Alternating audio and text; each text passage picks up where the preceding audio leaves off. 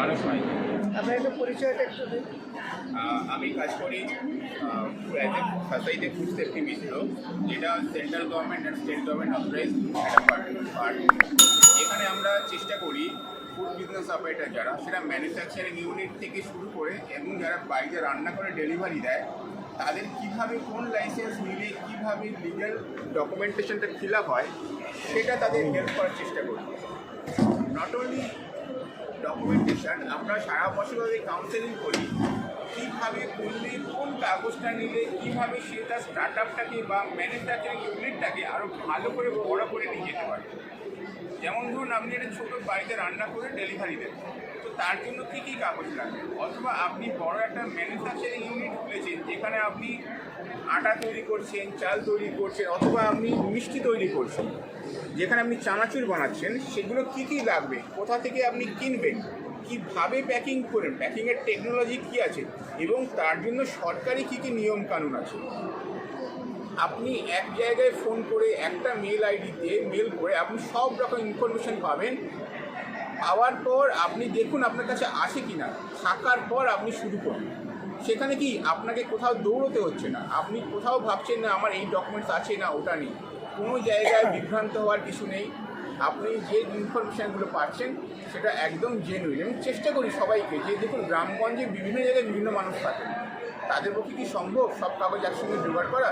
কখনোই নয়। আমার অভিজ্ঞতায় দেখেছি খুব কম না হলেও near about pan India 15K আমাদের কাস্টমার বেস, তাদেরকে আমরা দেখেছি তাদের অভিজ্ঞতা দিয়ে তারা কী করতে পারে। হয়তো একটা কাগজ তৈরি করার পর একটা কাগজ তৈরি করে সময় লেগে গেল, বাট আমরা যেটা চেষ্টা করি, যেহেতু আমাদের ফ্যাসাই থেকে অথরাইজেশন দিয়েছে যে আমাদের কোন প্রপার ডকুমেন্টেশন, আমরা সিঙ্গেল ডকুমেন্ট এক্সট্রা নিই না। আমরা ম্যাক্সিমাম জায়গায় দেখবেন Aadhaar card, voter card, PAN card দুটো হাতের সঙ্গে সঙ্গে দিয়ে দেয়, আমরা নিই না। আমরা নেওয়া হলো, কাজ হলো এবং সঙ্গে সঙ্গে ওয়াশ ডিলিট করে, কারণ ওটা আপনার লিগ্যাল ডকুমেন্ট।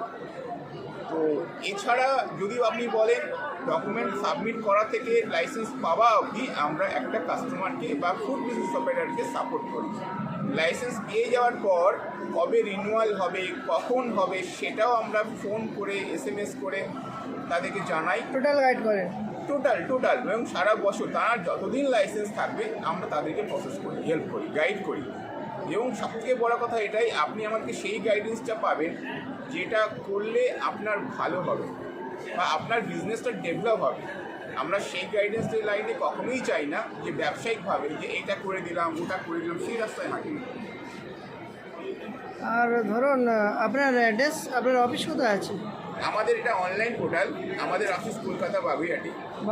আপনি যদি আমাদের সঙ্গে যোগাযোগ করতে চান, আমাদের পোর্টাল রেজিস্ট্রেশন সাথী.com। আচ্ছা, আপনার কোনো কার্ড আছে? হ্যাঁ, আমার কার্ড আছে। আর আপনি যদি যোগাযোগ করতে চান সেটা হলো 8981234507। এই নাম্বারে কল করবেন অথবা গুগল সার্চ করবেন, আমাদের রিভিউজ দেখবেন। গুগলে আপনি আমাদের নাম্বার দিন বা রেজিস্ট্রেশন সাথে দিন, আপনি আমাদের রিভিউজ দেখুন, রিভিউজ দেখার পর নলেজ নিন, গেইন করুন, তারপর নিজের ব্যবসা শুরু করুন। ব্যবসা শুরু করে লস করার থেকে ব্যবসাটা জেনে বুঝে শুরু করাটাই ভালো। এবং আমরা সেইভাবেই মানুষকে গাইড করি, প্রমোট করি, বলি এবং সরকারি নিয়ম মেনেই কাজ করি, যাতে আপনার ভবিষ্যতে কোনো লিগ্যাল সমস্যার মধ্যে পড়তে না হয়।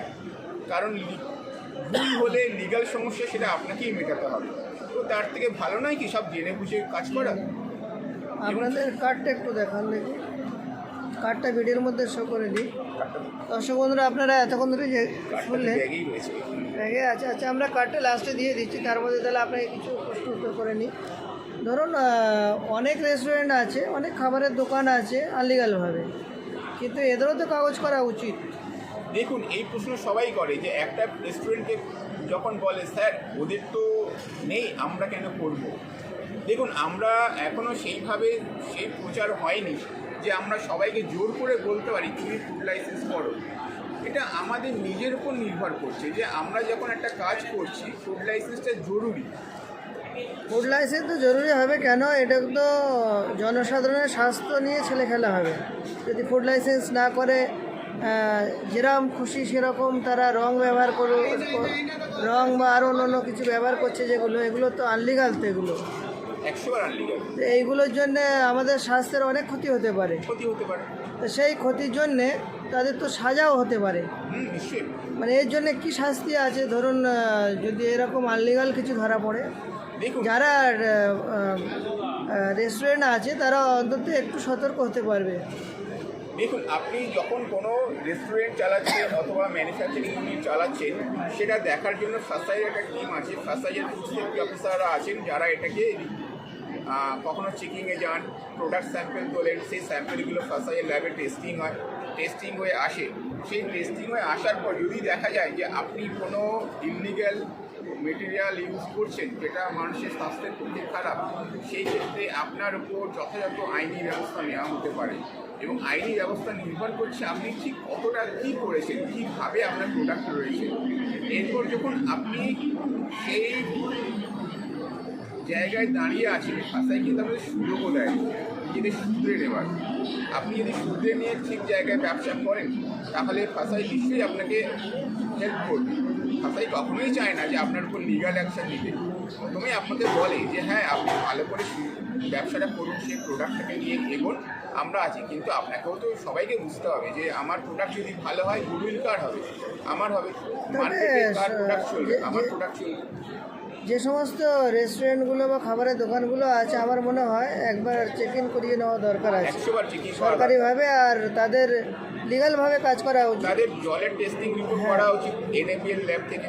কেন তাদের বছরে অনেক একবার ফুডটা টেস্টিং করা উচিত যে আমার যে রান্নাটা হচ্ছে সেটার কেমন, তার কোয়ালিটি কেমন, কোয়ালিটি কীরকম সেই হচ্ছে, ফুড টেস্টিংটা একবার সেটা বছরে স্বাস্থ্যের একবার পক্ষে করা উচিত। কতটা ক্ষতিকারক বা ভালো, হ্যাঁ, এগুলো অবশ্যই জানা উচিত। আর আমার এই ভিডিওটা থেকে যে সমস্ত রেস্টুরেন্টগুলো আছে, আশা করি তারা একটু সতর্ক হতে পারবে। 100 বার আমি মনে করি তারা সতর্ক হবে।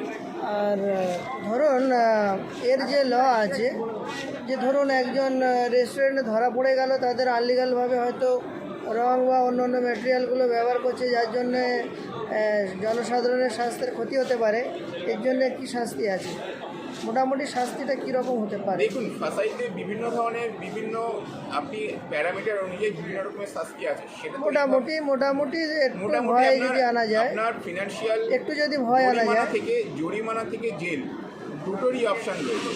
তবে আমরা কখনোই চাই না, ফাঁসাই কখনোই চাই না, আমাকে যদি বলেন একবার অন্তত সুযোগ দেওয়া হয়, মনে হয় দেওয়া হয়, তাদেরকে সুযোগ দেওয়া হয়, তারপরে তাদের ব্যবস্থা নেওয়া হয়। আমি কখনোই আমার কথার মধ্যে কাউকে ভয় দেখানোটা ব্যাপার নয়। আপনি কাউকে ভয় দেখিয়ে তাকে ভয় নয়, মানে মোটামুটি তারা যে অন্যায়গুলো করছে অন্তত একটু সতর্ক হওয়া উচিত। 100 বার সতর্ক হওয়া। কেন যে ধরনের রঙগুলো রেস্টুরেন্টগুলো ব্যবহার করে, সেগুলো আদৌ উচিত নয়। আমি বলবো ফুড কালার ছাড়া কোনো কিছু ব্যবহার করবেন না। যে মেটেরিয়ালগুলো খাবারে লিগাল ফুড কালার যেগুলো আছে, এবং তার হয়তো একটু দাম বেশি হবে, তার এক্সপায়ারি ডেট দেখে নেবেন। এক্সপায়ার হয়ে যাওয়া কোনো ফুড মেটেরিয়াল ব্যবহার করবেন। এবং ফুড মেটেরিয়াল তৈরি করার পর যখন প্যাকিং করছেন, এমন কোনো জিনিসে প্যাকিং করবেন না বা ডেলিভারি দেবেন না যেটাতে খাবারের গুণগত মান বজায় থাকবে না, হয়তো নষ্ট হয়ে যেতে পারে। এবং জ্ঞানত যে মেটেরিয়ালটা আমার এই মুহূর্তে ঠিক নেই, সেই মেটেরিয়ালটা কোনো মানুষকে খাওয়ার জন্য দেবেন না বা কোনোভাবে ডেলিভারি করবেন না, যেটা জ্ঞানত আর অজ্ঞানত হতে পারে। আচ্ছা, অনেক রেস্টুরেন্ট দেখেছি আজকের খাবারটা হয়তো যেটা বেঁচে গেল, সেটা ফ্রিজে রাখা হয়, সেটা কতদিন ফ্রিজে রাখার পরে সেটা বাজেয়াপ্ত করা হয়? দেখুন, একটা খাবারের উপর নির্ভর করছে আমার খাবারটা কতদিন আমি ফ্রিজে রাখতে পারবো। আজকে যে খাবারটা রান্না করলাম আমি, সেই খাবারটা ফ্রিজে আমি একদিন দেখে পরের দিন দিতে পারি, তবে আমার ফ্রিজের ক্যাপাসিটির উপর ডিপেন্ড করছে ফ্রিজটা ঠিক আছে তো। এবার আমার খাবারের কোয়ালিটি কেমন, ফ্রিজের কোয়ালিটি কেমন, ইনফ্রাস্ট্রাকচার কেমন, তার উপর নির্ভর করছে।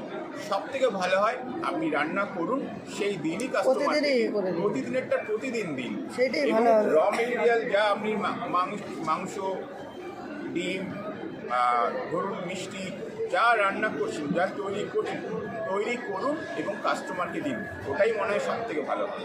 বিশেষ করে মাংস, মাছ, ডিম এইগুলো নষ্টের কারণ হতে পারে, এবং এই মাছ অসাবধানতার কারণে সেগুলো চালানো সঠিক নয়। আইটেম একসঙ্গে কোনো মশলাপাতির সাথে রাখবেন না, কোনো ভেজিটেবলের সাথে রাখবেন না, আচ্ছা এগুলো সবসময় আলাদা জায়গায় রাখবেন। এবং পোড়া তেল, যে তেলটা আজকে ব্যবহার হয়ে গেল, সেই তেল দিয়ে চেষ্টা করবেন কালকে আর রান্না না করতে, চপ সিঙ্গাড়া কচুরি না ভাজতে। এরকম আমাদের আরেকটা অপশান আছে, আপনার পোড়া তেল আমরা কিনে নিতে পারি। তাই আমরা আপনার পোড়া তেল কিনে নেব, তার জন্য আপনাকে পয়সা দেব, সেই পোড়া তেল অন্য কাজে লাগে।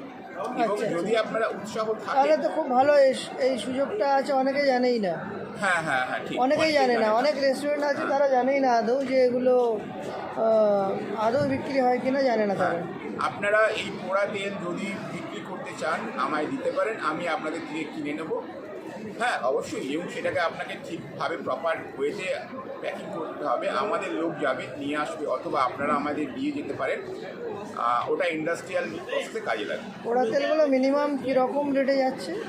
ডিপেন্ড করছে পোড়া তেল, মোটামুটি এখন বর্তমান এই রেটে কি? ধরুন আপনার থেকে আমরা যদি আমরা যেটা কিনে নিচ্ছি সেটা 18 থেকে 20 টাকা দিয়ে কিনে নিচ্ছি। 18-20 টাকা লিটার হিসেবে আমরা কিনছি। ঠিক আছে, আচ্ছা আপনার কার্ডটা তাহলে দেখানো হলো না। দর্শক বন্ধুরা, আপনারা এতক্ষণ ধরে যা কিছু শুনলেন, এগুলো যে সমস্ত রেস্টুরেন্টগুলো আছেন তাদের অবশ্যই জানা উচিত লাইসেন্সের ব্যাপার এবং খাবারের মানের ব্যাপারগুলো আপনাদের নজর রাখা উচিত। আর বিভিন্ন লাইসেন্স বা যে কিছু প্রয়োজন হবে সেগুলো আপনারা এনার সঙ্গে যোগাযোগ করবেন। আপনার কাছ থেকে কী কী লাইসেন্স পাওয়া যেতে পারে?